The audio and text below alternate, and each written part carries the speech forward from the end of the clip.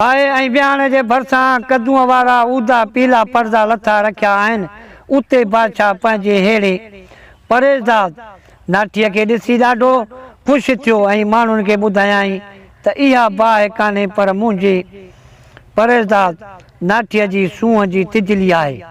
इहा ॻाल्हि ॿुधी हर को माण्हू वापसि मोटी वियो।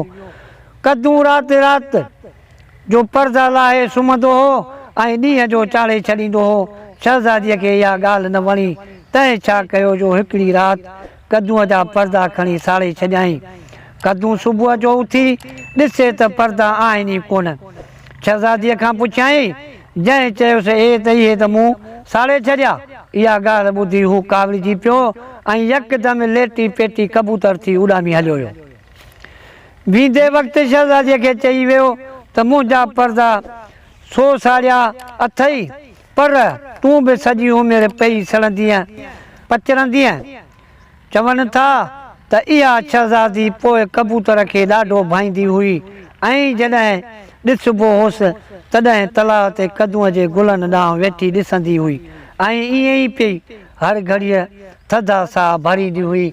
अदा इहो अॼोकी कहाणी जेका ईअं बि माण्हू न करे, ईअं बि माण्हू न करे। कहिड़ी बि ॻाल्हि भली हिते बि दुनिया में तव्हां धामंडा ॾिसो था, पर इन्हनि खे बि थोरो सम्झण जी कोशिशि कंदा कयो ऐं उन्हनि खे सोचींदा कयो, तकड़ न कंदा कयो। छो त हर कंहिं माण्हूअ में अलाह जूं ख़ूबियूं रखियलूं आहिनि, अलाह जूं निशानियूं रखियलूं आहिनि। उन्हनि निशाननि खे तव्हां सुञाणंदा कयो। बाक़ी जेकॾहिं तव्हां पंहिंजे विश्वास त पोइ भाऊ तव्हां दीन वारे खे बि कोन सुञाणंदो, ईमान वारे खे बि कोन सुञाणंदो। पोइ उनखे सुञाणे त अलाह सुञाणे जो तुंहिंजी असांजी हाजत कान्हे।